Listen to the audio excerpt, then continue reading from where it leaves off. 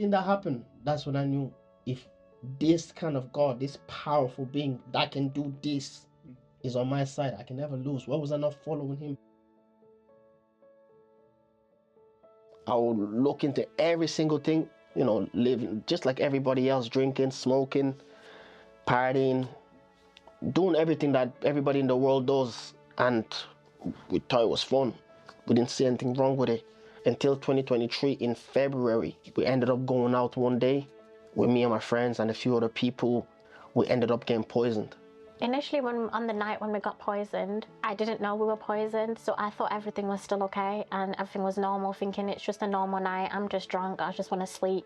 So what ended up happening is that the night that we got poisoned, I had an out-of-body experience that I started seeing myself in third person, and I was scared. So I started calling like different kind of names. I was calling my mom's name, I was calling my friends that were there, but they couldn't hear me screaming at all.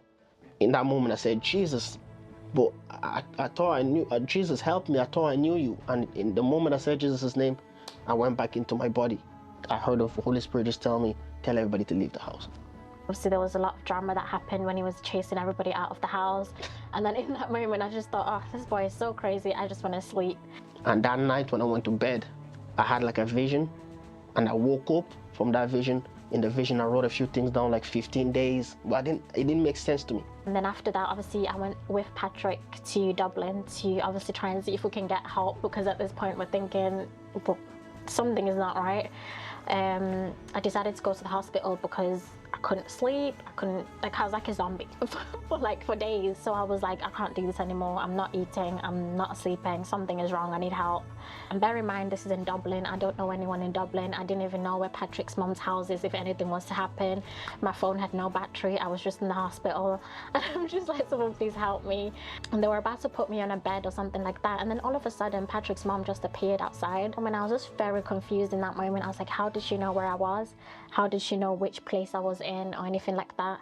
But then before I left or whatever, the doctor was like, oh, you've been poisoned, so we're going to try and get you basically onto a bed and get treated. That poison, basically, apparently, the doctor said that you're supposed to die after 3 days. They were basically really shocked how we've survived till that moment. And then they show you the things that are inside. Rat poison. It was like rat poison and all sorts, and they were just really shocked. And to us, that was a miracle in itself, yeah. After 15 days, it was like over. And I had a pastor that came and preached me the gospel. And I accepted Jesus that time, and when we calculated the days, it was exactly 15 days, and that's when I accepted the Lord.